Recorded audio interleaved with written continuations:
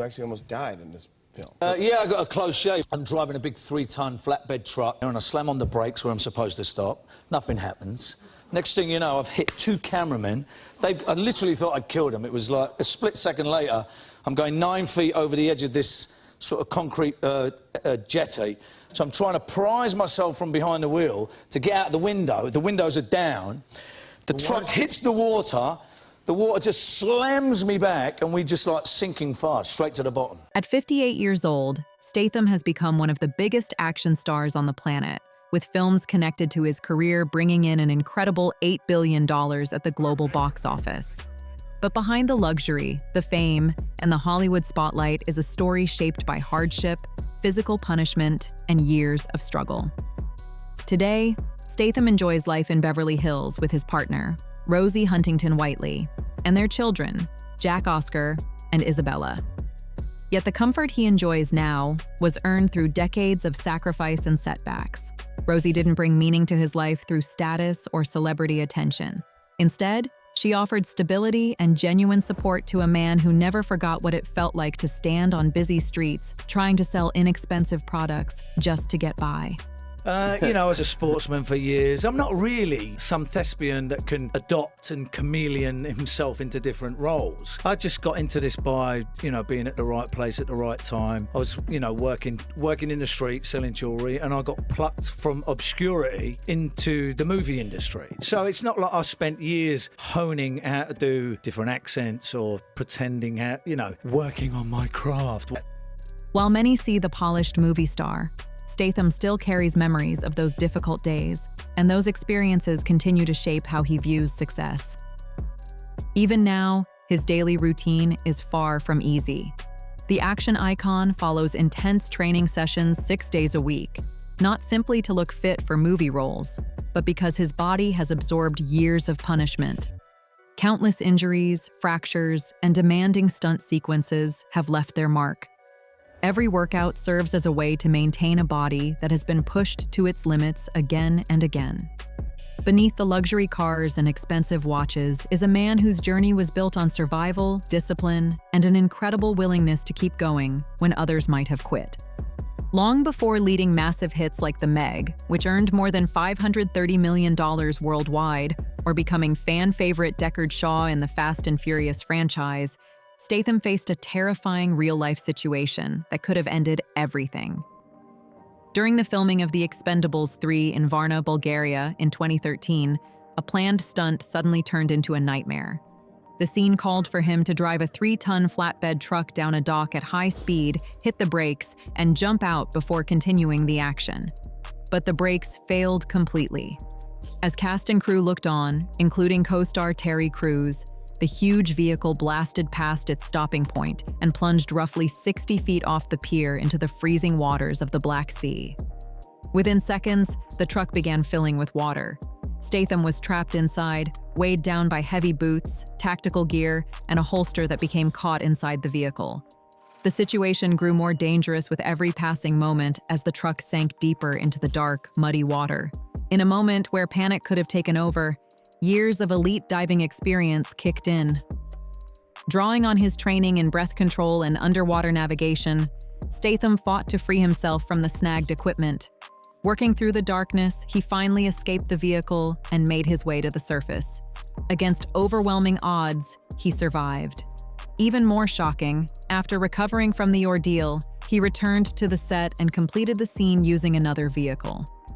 Later, Sylvester Stallone said that Statham's background as a highly skilled diver was likely the reason the incident did not end in tragedy. You know, eventually I, come out at the surface, and at that point, Jimmy, I mean, you really do understand who your friends are. I look out, I said, "Where's Sly?" And he's, stood on the side of the dock there with his iPhone, like that, going, "Hey, Jason, you need a towel?" What ultimately saved Jason Statham's life in that terrifying Black Sea accident was a skill he once viewed as the source of one of his greatest disappointments. Long before collecting a reported $15 million paycheck for The Beekeeper in 2024, and years before teaming up with Guy Ritchie on projects like Wrath of Man and Operation Fortune, Statham was completely focused on one goal: becoming an elite competitive diver. For more than 12 demanding years, he dedicated nearly every part of his life to the sport, pushing himself through exhausting training schedules on both the 3-meter springboard and 10-meter platform. His routine was relentless. Early morning practices came before school, while additional sessions filled his evenings. Day after day, year after year, he trained with the kind of discipline few people ever experience. His commitment earned him a place on the British national diving squad, and he went on to represent England at the 1990 Commonwealth Games in New Zealand. He later achieved a respectable 12th place finish at the 1992 World Championships, proving he could compete with some of the best divers in the world. But despite all the sacrifice, one dream stayed just out of reach. Olympic qualification slipped through his fingers during the trials in both 1988 and 1992. The setback hit hard. After investing years of effort, discipline, and personal sacrifice, seeing that goal disappear left a lasting mark. Statham has spoken openly about how those disappointments stayed with him for years, creating a deep sense of unfinished business. Every near miss added to the frustration, making the dream feel even further away. At the time, it felt like all those years of dedication had led nowhere, a tough reality that weighed heavily on him. With his diving career no longer providing a future path, Statham found himself pulled back toward the world he knew growing up. Born on July 26, 1967, in Shirebrook, Derbyshire, he was raised in a household where money was often tight. His mother, Eileen, worked as a dancer, while his father, Barry, was known for his hustle and ability to find ways to make ends meet. Life was far from glamorous, and financial pressure was a constant presence throughout his childhood. By the age of 14, Statham was already helping earn money on the streets of London. Using the nickname Billy, Not Silly, he became skilled at selling inexpensive jewelry, fragrances, and watches to passing crowds. While other teenagers talked about vacations and expensive hobbies, he was focused on bringing in cash wherever he could. The experience sharpened his confidence, taught him how to read people quickly, and helped build the thick skin that would later become one of his greatest strengths. Those busy street corners became an unexpected training ground for what was coming next. That rough and ready background ended up opening a door he never saw coming. After being noticed at Crystal Palace National Sports Center, he landed modeling work with sports promotions, leading to campaigns for major brands including Tommy Hilfiger, Levi's, and French Connection, where he became a prominent face in 1997. During that period, he met a young filmmaker named Guy Ritchie, who was searching for authentic personalities for a gritty crime movie called Lock, Stock, and Two Smoking Barrels. For the audition, Ritchie reportedly asked Statham to act like a street seller and persuade him to buy jewelry. The challenge barely felt like acting at all. He simply stepped into a role that mirrored experiences he already knew well, and the performance helped launch a career that would completely change his life.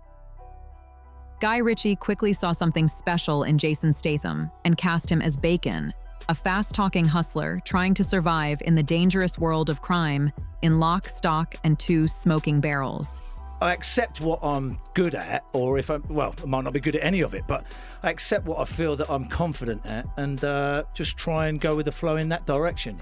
The paycheck was tiny by Hollywood standards, reportedly around $5,000. But for Statham, it was a life-changing opportunity. What started as a low-budget gamble turned into a surprise success, earning more than $80 million worldwide and putting his name on the radar of filmmakers across the industry. Just 2 years later, Ritchie brought him back for another major role, casting him as Turkish in Snatch alongside stars such as Brad Pitt and Benicio del Toro.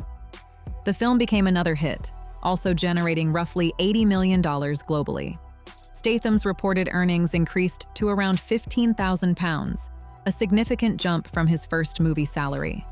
Even though he was still earning far less than some of the film's biggest names, his reputation was growing fast. Industry insiders were beginning to notice his unique screen presence, sharp delivery, and authentic tough guy energy that couldn't easily be copied. As bigger opportunities arrived, so did bigger personal challenges. Statham's breakthrough accelerated even further when The Transporter landed in 2002, reportedly bringing him a salary of around $750,000 and introducing him to a much wider international audience. Do you do a Jason Statham? I do, man. Yeah. I want Jason Statham to be, I want you to do a movie, because I said sometimes when I'm watching a Jason Statham movie, I can't hear his voice. It's so low, you know? And so I said, I think you should make a movie called The Librarian. You know? And then Jason Statham comes up and goes, I told you guys to be quiet. And you're still talking. But while his professional life was moving at full speed, his personal life was becoming increasingly strained. His long-term relationship with model Kelly Brook, which began in 1997, faced growing pressure as his career demanded more of his time and attention. According to accounts from that period, Brook had supported his ambitions and made sacrifices of her own while he pursued opportunities abroad. As Statham spent more time focused on building his career, the relationship reportedly became difficult to maintain. In 2004, their engagement came to an end. For Statham, the breakup was a painful reminder that success in one area of life does not always guarantee happiness in another. While his star was rising, an important chapter of his personal life was quietly closing behind the scenes. Following that difficult period, Statham threw himself even deeper into his work. Movies such as Crank in 2006, The Bank Job in 2008, and Death Race helped strengthen his reputation as one of the most fearless action stars in the business. Unlike many actors who rely heavily on stunt doubles, Statham became known for performing a large number of physically demanding sequences himself. That commitment earned respect from fans and filmmakers alike, but it also came with a heavy cost. Over the years, the punishment added up. Various productions left him dealing with broken bones, damaged ligaments, and recurring injuries that never fully disappeared. Intense car chases, fight scenes, falls, and high-impact stunts placed enormous stress on his body. Reports and interviews have highlighted how years of action filmmaking have resulted in lingering pain, joint issues, and other physical challenges that continue long after the cameras stop rolling. Some injuries affected his ribs, wrists, and neck, while repeated impacts reportedly led to ongoing discomfort that he still manages today. Despite the wealth, luxury cars, and blockbuster success, there is a side of Statham's story that rarely makes headlines. Away from red carpets and movie premieres, he has spent years dealing with the physical consequences of a career built on risk. The action scenes that thrill audiences around the world often leave lasting marks behind the scenes, turning every achievement into another reminder of the price he paid to reach the top. Today, Jason Statham uses his massive global influence to support causes that matter far beyond the movie screen. He has worked with organizations such as Together for Short Lives, helping raise awareness and support for children facing serious illnesses and their families. At the same time, he remains one of the strongest voices pushing for greater recognition of stunt performers, often describing them as the overlooked professionals who take enormous risks to bring action films to life. For Statham, these performers are a crucial part of what makes movie magic possible, and he believes their contributions deserve far more recognition. His story remains one of the most remarkable transformations in modern entertainment. From financial struggles and crushing athletic setbacks to life-threatening accidents and global fame, every chapter helped shape the person he became. The Olympic dream may have slipped away, but it opened the door to something even bigger, a career that inspired millions around the world. If Jason Statham's journey impressed you, make sure to hit the like button and subscribe for more incredible success stories. And let us know in the comments, what part of his journey amazed you the most? From diver to action icon, Statham's path proves that setbacks don't have to define your future. Sometimes the biggest victories come from refusing to quit when the odds are stacked against you.